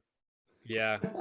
I mean, if so the thing is, if like an apocalyptic event happened, like another plague or something like that, like no one's waking you up, man. Yeah, it's true.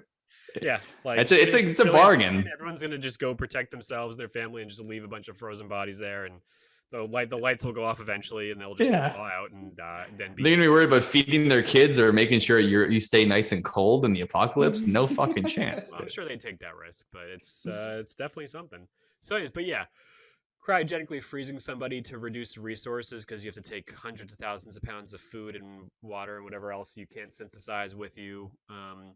You can also stop any kind of bacterial growth or disease if you just freeze the whole fucking thing and just leave it the way it is. And this happens in a lot of those shows. They do freeze them, these people, and again, I mentioned Halo because Master Chief's fucking frozen. He's always fucking frozen. Yeah, it's another cryotube thing. It's a million examples of it, like an alien that they wake up from their cryo sleep to realize that the thing's on there.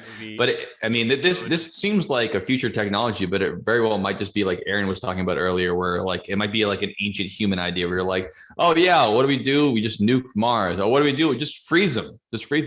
In the future, they might be like, these fucking morons that were nuking Mars and putting people in ice trays. That's not how you do it. But right now, that's all we got. It's the best option we have, and even that doesn't work yet. We're willfully unequipped to colonize anything, even in our solar system. Never mind the nearest stars, which might have.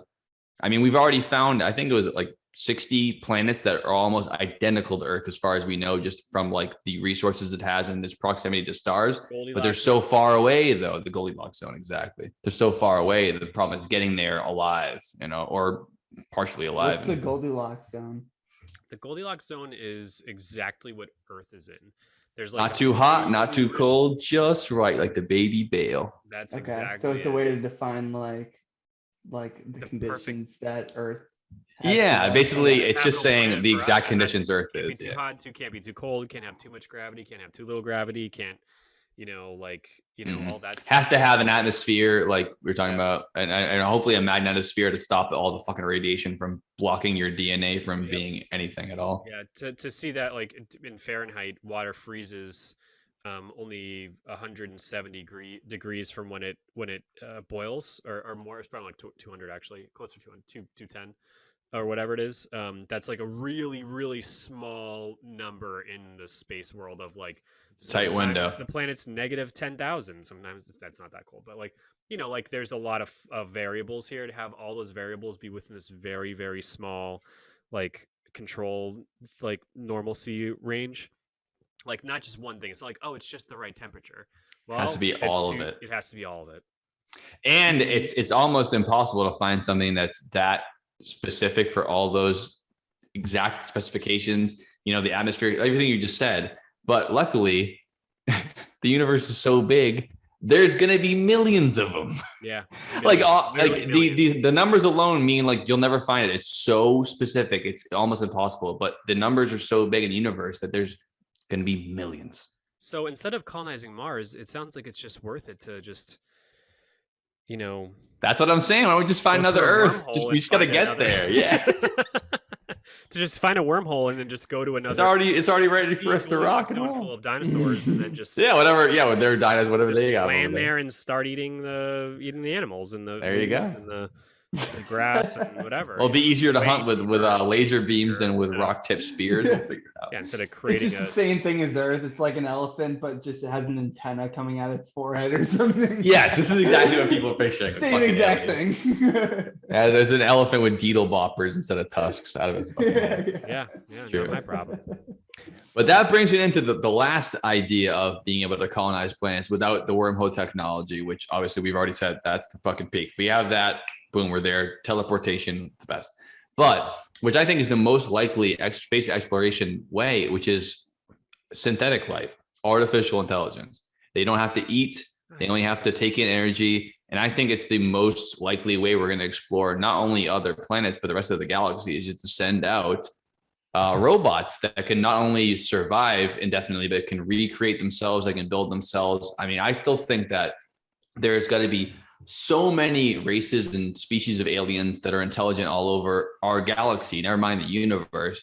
But it's more likely when we first bump into them, we're going to bump into their robots because they just don't have the same demands that life has on a planet. And it's much more likely if we ever can colonize somewhere out of our solar system, it's going to be sending legions of robots first to set the thing up. It's like, hey, go set up the tent for me and spend 500 years building the whole planet up. And by the time we get there, it really, at that point, we might not even want to go. It's just like, we're going to have probably whatever, say 1,000 years in the future, the year 3000, 10 human colonies and 3,000 colonies of humanoid robots that are much better at expanding and surviving than we are. I mean, it very well might be that we aren't the ones that carry on humanity in the future. It's just our children that are made out of metal and can survive much easier.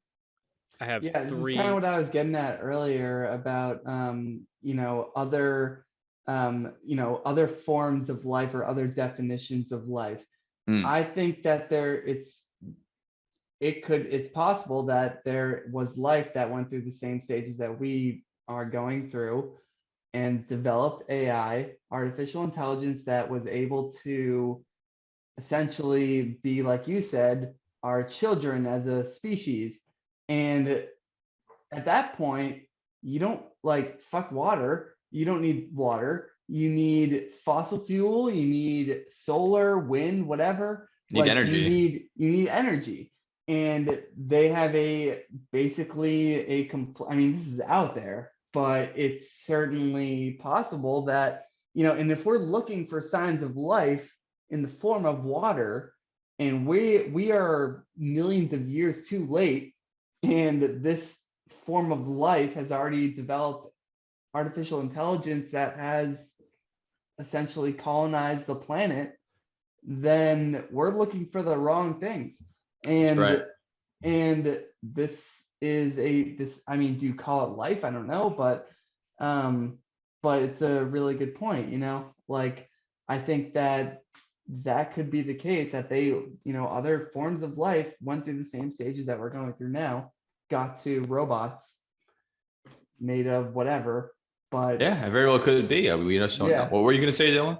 I was gonna say to add something to what Aaron just said is that the chances of us going through a wormhole and finding another Earth that is still in the year literally negative like 2000 BC is funny and possible. Like we're in 2021, but we go back there and it's like our same folks Right. fighting with swords still. And you're And we like, talked about this before too, but again, it's I such know a I'm a fun stickler theory. for dates. It's their 2022 because we're all in the same timeline as far as the universe goes. Yeah. But for them, it would feel like that's their year, whatever, right? Yeah, exactly. They could be at 8,000 or they could be at On their 10,000 calendar. still, Right. and you're like, yo, like they're still fighting with swords. Like, do we land? Like, Yeah.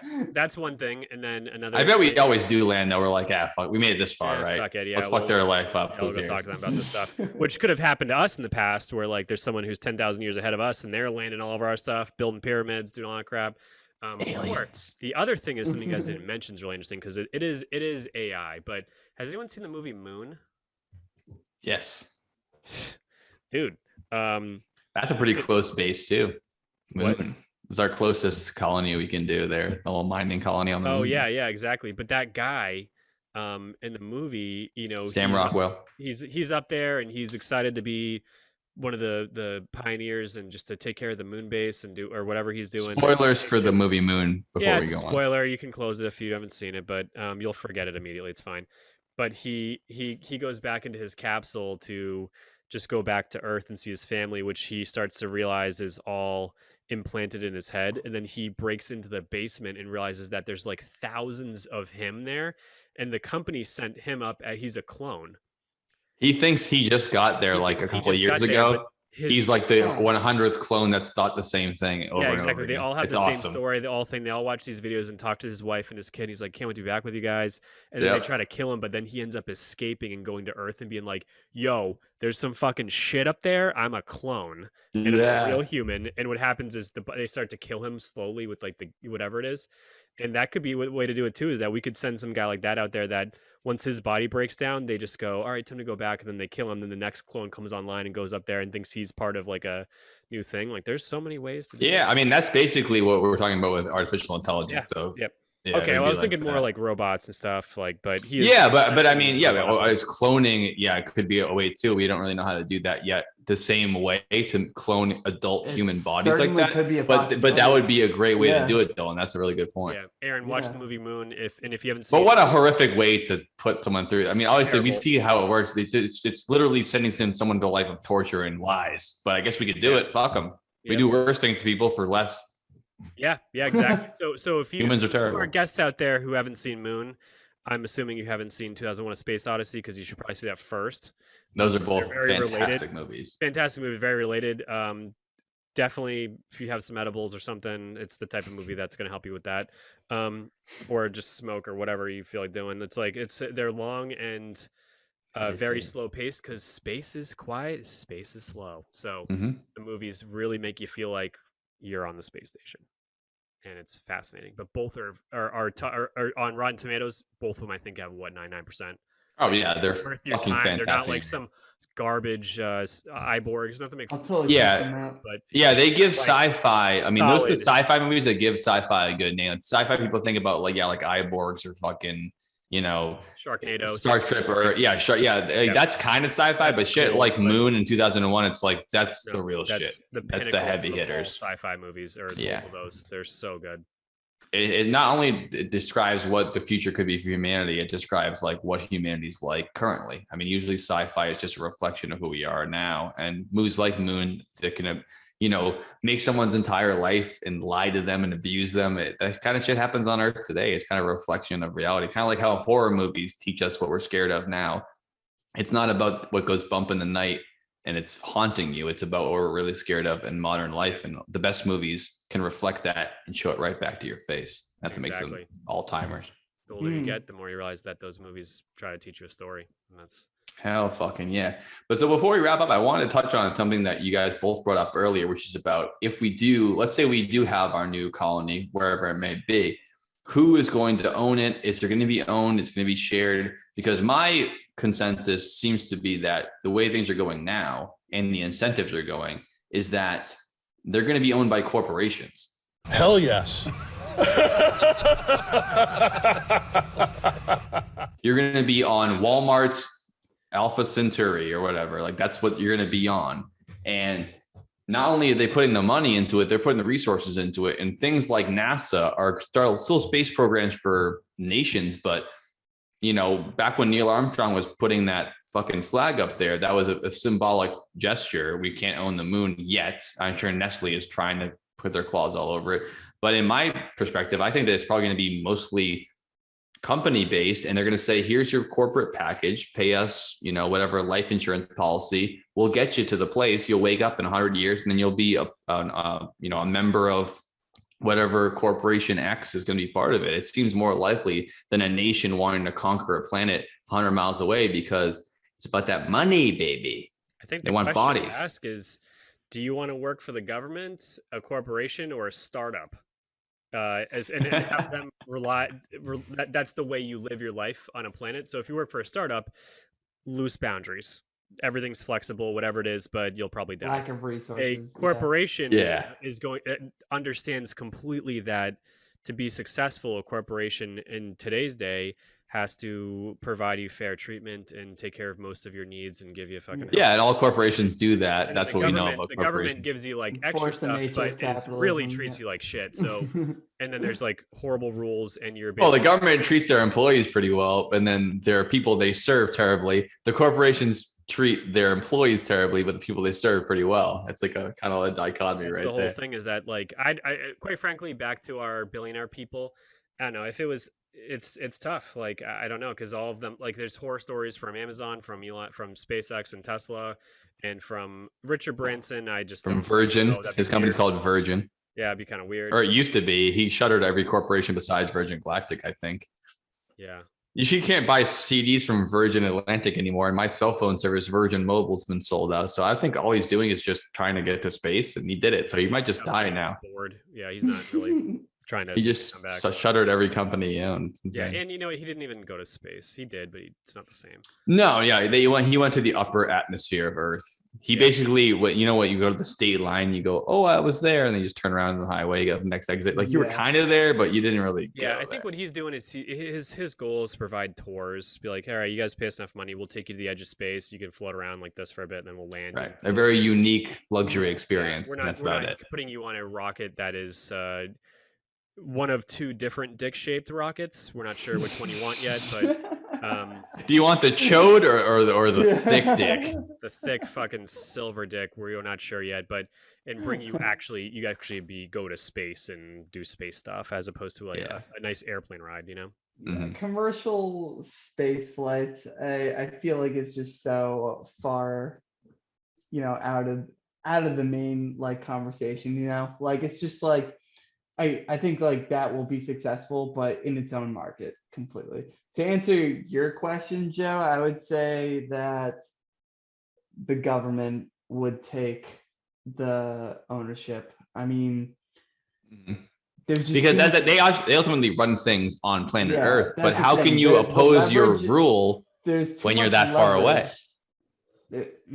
How much leverage can you get 100 light years away, though? The corporation, when they land on there, it's going to be all their rules Because you can garnish their capital and means of resources on Earth. on Earth. Okay, I see what you mean. So, I mean, yeah, you can shut them down on Earth, and if you don't have the resources to get there, then it doesn't matter. That's what I'm So I thinking. would Like their say- reach is only as far as you can reach. Like, right, if another corporation Yeah. starts a colony on another planet, that's automatically their rules as soon as you get there. If you can't enforce laws, there might as well not be any laws. So they I can think that- try to yeah. change the corporation on Earth, but out there, you can't change what's just going to go The on out there. You only can't way I enforce it. think that corporations would be able to maintain that position of power would be if they were able to harness enough resources and control on that planet to essentially outweigh the government, which Mhm.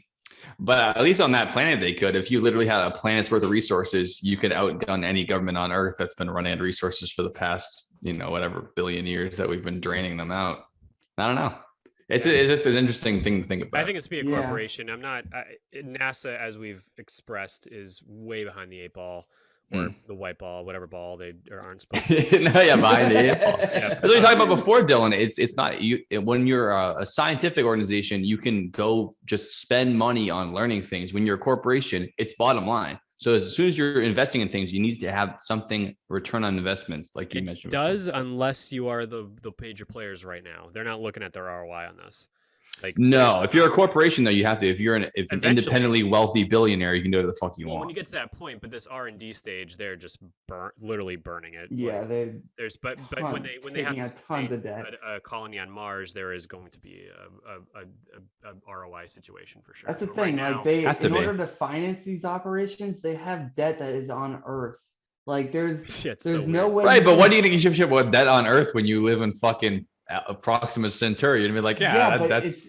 But we don't even care about the Chinese debt today, and they're right across the pond. True, but the conversation of control is going to happen way before they even put the first flag down, put the first Amazon Blue Origin flag down. Like right.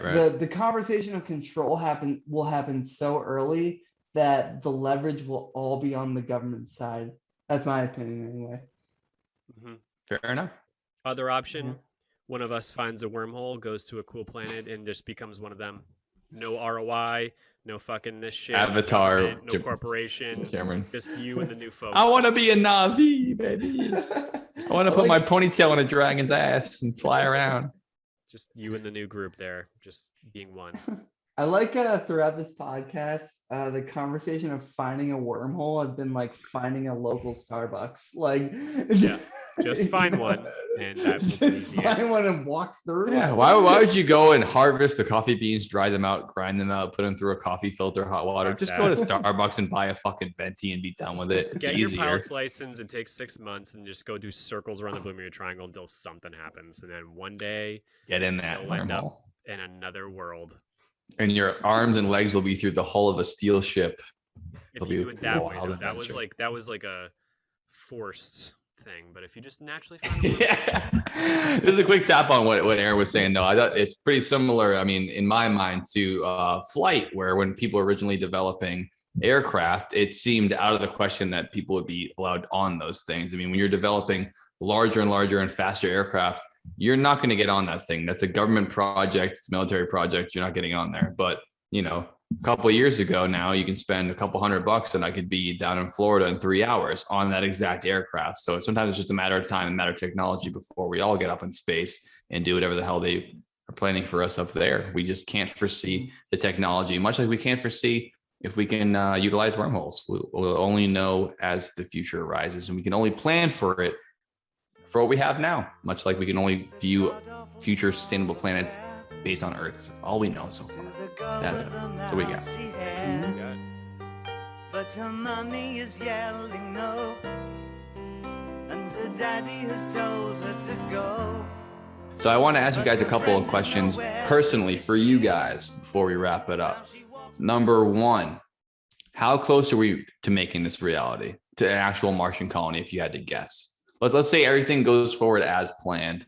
How long do you think it would be before we have, let's say, 100 people living there and starting to start shit up for us? Let's not say like a full city, but like, something that's sustainable and is actually a reality where you don't think that's insane. Like, how could that exist? You're like, oh yeah, there's those people on Mars that do the thing. 6. How long do you think? 6? Yeah. Okay, that might be a little bit. That's what they said. That's ambitious. Just based on facts. That's what. You think there's gonna be 100 people on starting to build a colony in 6 years? Well, there'll be like 15 first, but it's a one-way ticket. They're immediately gonna start building a colony. Mm. I guess, that's a good point. Yep. I guess I mean a little bit beyond just landing, like actually being like, this is the real thing we're doing, not just an experimental mission. They have to start building a colony immediately, or else they'll die. Mm-hmm. So you believe their prediction of 6 years? Yeah, 2028, which is like 6 years almost. I mean, like, let's just say 7 because it's 2021. Sure. But yeah. Like 6.5 years from now, that's the plan for SpaceX, and I believe it. Okay. Aaron, are you on board with that, or do you think it might be a little bit shorter or longer? Certainly, I want to say longer, but like at the same time, I have no idea. I mean, they have rockets that land themselves now, so True. They land themselves on Earth, though, to be fair. Right. Yeah. I mean, yeah, but like a huge step from where we came. I would probably say closer to 10, but honestly, it's probably going to be somewhere in between. Mm-hmm. And would you guys sign up for a trip? No. How long into it? If it was 20 years in, would you sign up for a trip there? You're good here for now. Nah, I'm good here, man. Don't need to do that. Yeah. All set. Don't need to We're gonna sign my be life the away to a geezers. Our corporation kids like are gonna that. be like, "Oh, come on, we're just going to space," and we'll be like, "Nope, I'm safe here." Yeah, I agree too. Like old people don't even want to get on a plane to go to fucking North Carolina. Never mind to Mars. You're like, I'm good here. Yeah, no, I'm all set. I'm totally cool. If it just gets too hot, I'll move north. I don't know. Like I don't have any reason Move to away from the coasts and towards the poles. That's fair enough. Well, you just take your entire life, like all the things you know with you anyways, and like what if you just, I mean, like they pick people, the whole point of being an astronaut is they one of the biggest qualifications in the Challenger documentary is getting people that are easy to get along with. Right. You're going to be That's the stuck whole with point of them. being an astronaut. You're stuck with these people. Everybody's going to be flexible, easygoing. Conflict resolution is going to be a thing. Communication is going to be really, really well. Like good group people.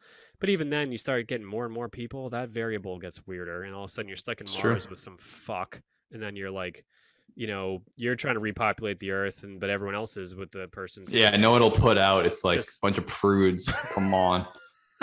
Yeah, actually, that could happen, and it's like wicked sucky, and it just then you're like, there's no food, like you just stuck with Netflix. I mean, it's probably not that bad if you have to do it, but overall, Oh, you better bring Netflix and a hard drive. I don't think the Wi-Fi is going to make it to Mars. Well, they'll figure something. Mars by it, yeah. But, come on. Yeah, Tesla's like, we're gonna beam all the newest things to Mars. We're gonna do the news. I think Wi-Fi is gonna have to be essential. I mean, they're gonna put their own Starlink up or something because like there's no way. Yeah, Mars Starlink maybe. Mars Link. Yeah, I think at that point Starlink will be up and running. There. But again, don't forget the speed of light can't be organized as far as we know. So as fast as it is from satellites to beam down to your phone, it still takes so long to get to Mars. It takes a long time. I mean, I think it's about 8 minutes to the sun. Once we have Starlink set up in Earth, can't we set it up on Mars? That's what I'm saying. See, they're definitely going to set up Starlink on Mars. Right. Have to, right? You gotta have communication. Yeah, got to have the communication. So, yeah, my answer is definitely a solid no. I don't feel like being a test monkey for Right. Yeah. I also don't think I would have hopped on the Mayflower, for example, on Earth. I'd be like, you guys tell me how it is. I don't need to go. My tea and my coffee. And I'll see it on Instagram. I like sleeping on solid ground and not, puking and watching my whole family die because you run out of food and shit like that. And it sounds awful. I got a home in the house and shit. Like I don't need to go do that. Yeah, forget about the potential accidents. Even if it's planned perfectly, there's always some shit that could go wrong. And then human error, real problem. Not having it. There you go. And the last one I want to ask you guys, which is kind of the whole basis of the conversation, was, do we even really deserve another planet? We kind of fucked this one up. Do we get to keep getting new ones and fucking, I don't get, it's like getting a car when you're 16 years old and totaling it. Are we really deserve a nice new Mercedes-Benz after we already got one? I mean, I know we learned about it slowly and we're just humans, but it kind of sounds strange. Like, all right, we got to get a couple more of these bad boys and destroy them too and keep tearing through the galaxy. It kind of seems fucking selfish. Well, you just said it. I mean, when you're 16, you total your car, you don't get the Mercedes-Benz. You get the fucking Dodge Neon in Mars. Oh, it depends on how your parents treat you. The fucking Dodge Neon. Yeah, I feel like I can't say it any better than how Dylan just said it. So we do deserve a new car. It just better be a beat up Dodge Neon, not a nice new Lamborghini. That's fair. Yep. We shouldn't have to walk around everywhere, but we also shouldn't get a nice new luxury car. Somewhere in the middle. Right. Yeah. Like exactly. Your parents are trying to just help you out best they can. Sure. All right. With that, let's fucking pop into final thoughts. Unless you guys want to take one more break, but I'll go into final thoughts. I'm good. I'm all set. Yeah, I'm good. Yeah. Let's do it. Well, we want to start with our lovely guest, Aaron. Thank you again for coming on. Would you give us your final thoughts? Can be as short or as long as you like. It's all you, buddy. What is your final thoughts on space colonization? I think that, it's going back to some of my previous points. It's crazy to think about right now, a lot of the things that we're talking about, but technology is advancing exponentially, and a lot of things we have today were completely out of the question for our grandparents, their grandparents, and so on. So I think it will happen faster than we expect. But it will happen. Yeah. Yep. Right That's on. totally solid, Aaron. I think that it's in our DNA. There's no stopping this crazy train. Yeah, all aboard. Couldn't stop people leaving Africa, expanding. Couldn't stop people colonizing other places like North America. It's just what the human race does. And now it's really dependent on not just religious freedom. It's dependent on like the survival of our species. Absolutely. Yeah, I agree with both of you for sure. I think that as the years goes on, our technology is going to increase to a degree that we won't really recognize the problem we have now. Like the problems we have at this point seem so insurmountable to be able to do all the things we talked about today. It's like you need like magic to do it, but that same magic would have made it possible for a rocket to get to the moon almost 50 years ago now and beyond that. So I think it definitely is possible, and it very well might be necessary the way we're treating the planet now. I just hope that we get to all have our fair share of sending whatever our descendants would be there, rather than just 4 or 5 billionaires making it their private island as the world burns around them, which just seems to be what they want to do going forth there. But we shall see. We shall see how it goes. But I'm excited to see the future of all that and how it goes down. I don't want to be the first one to show up and put the boots on the ground. Much like I wouldn't want to be the first one to start a town. I'm just way too lazy and too much of a wuss to do it. But if once you set it up, I'll go visit. You got beds, you get a couple of drinks in the toilet, I'll show up. Sure. Yeah, there'll need to be drinks. No one's going there without drinks. Right. Even the people off the bat, that's something that's going to have to be a thing. They only take space currency, but Only space cash. Yep, space cash for me. All good. Hope they're more creative in the future than just having space in the front of everything. This is my space house. We just call it a house. Yeah, that is the most well said quote of the whole podcast, Aaron. I can't believe she space dumped me after our space one night stand. What a space bitch. Space bitch. Well said, Aaron. That's exactly what we need to say to wrap this up. Take Aaron's note. Hey, dude, thanks, Aaron, so much for being on the podcast, man. We hadn't had a guest for so good to have you. It's good to talk to you, first of all, but thanks for being on the podcast and contributing to this weirdo conversation we have. Thank you. Absolutely. Thanks for having me, guys. I've had a blast. I love talking about space. Glad to hear it. For your expertise in space as much as we have, and come back to the podcast. Come back to the basement soon. Yeah. Absolutely. So thanks for joining Dylan, Joe, and Aaron on today's special galactic episode of the Dylan and Joe Basement Podcast, coming from your hosts, Dylan and Joe. Keep looking up at the stars. It could be where your grandkids buy a cottage.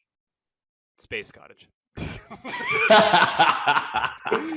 With a space mortgage. Space lawn. Space foreclosure.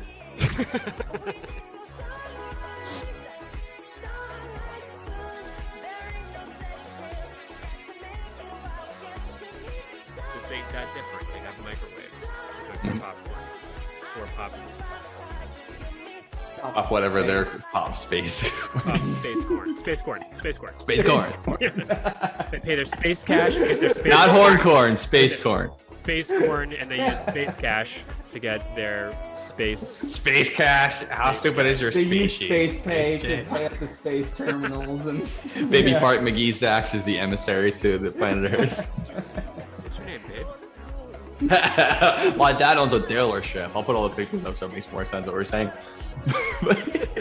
On a rocket that is one of two different dick-shaped rockets. We're not sure which one you want yet, but do you want the chode or the thick dick? The thick fucking silver dick. We're not sure yet, but and then you're like you know, you're trying to repopulate the earth, but everyone else is with the person. Yeah, I know it'll put out. It's like Just- a bunch of prudes. Come on.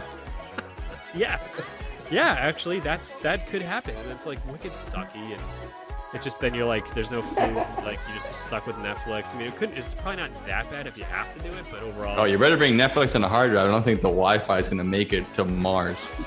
Props for the second segment. I see second the segment, segue. part 2. Got some lots.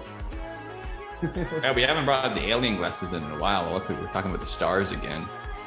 Yeah, stars, aliens. I mean, yeah, we aliens are always like an easy topic, so we always try to see how creative we can get before we get to that point. I don't care where we go in this podcast. I always want to get to space and aliens at some point. Like we gotta, it's like our like do not pass go. That's our go. You gotta pass it every once in a while. Do all the podcasts end in aliens? Like you're talking about like global politics of the French Revolution that ends up in aliens. Yeah, illegal aliens coming into my country. Yeah.